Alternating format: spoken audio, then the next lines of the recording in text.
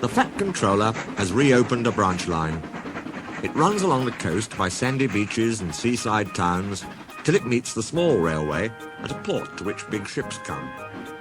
As Duck had made friends with the small railway engines, the Fat Controller asked him to take charge. "Your work in the yard has been good," he said kindly. "Would you like to have this branch line for your own?" "Yes, please, sir," said Duck. "Very well," said the Fat Controller. "I hope you will work hard and be a credit to me." Duck is very proud of his branch line, and he works very hard. His two coaches, Alice and Mirabelle, are painted in Great Western colours. They take passengers to the small railway.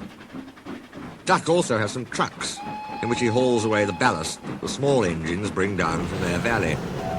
The Fat Controller uses this ballast for his railway. Duck can't do all the work himself, so Donald and Douglas take turns to help him. The Fat Controller has built them a shed at the station by the small railway. Duck felt his responsibility deeply. He talked endlessly about it. "You don't understand, Donald, how much the Fat Controller relies on me." "Okay," muttered Donald sleepily. "I'm Great Western and—" "Quack, quack, quack." "What?" "You heard. Quack, quack you go, saying you'd an egg laid. Now whisht and let an engine sleep." "Quack yourself," said Duck indignantly. He stayed awake wondering how to pay Donald out. At last he said to himself sleepily, "I'll ask Driver in the morning. He says I quack as if I'd laid an egg.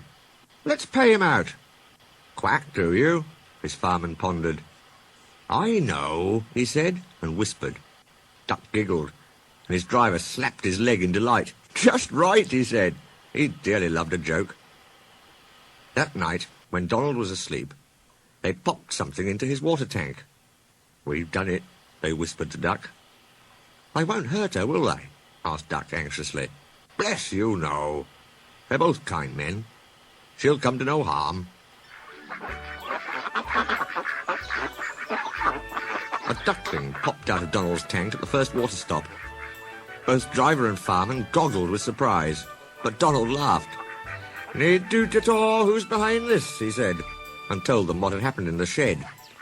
The duckling was tame. She shared the driver's and fireman's sandwiches and rode in the tender, quacking at intervals.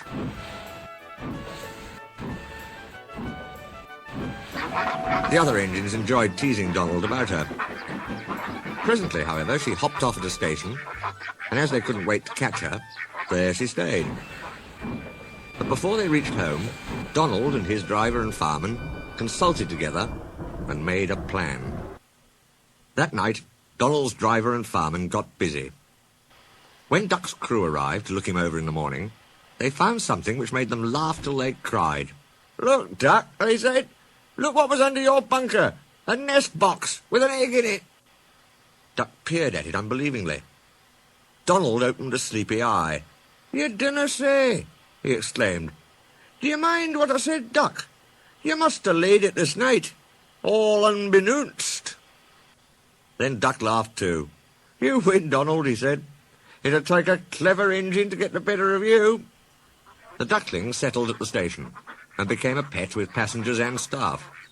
She carefully inspects all parcels and luggage and sees that the porters stow them properly in the vans. When she wants a swim, she flies to a nearby pond, but always returns to welcome the trains. She stands by the cab, quacking imperiously, till driver or fireman gives her something to eat. Donald is her favourite, and she sometimes allows him to give her rides, but always gets off at her own station. The station master calls her Dilly, but to everyone else, she is always Donald's Duck.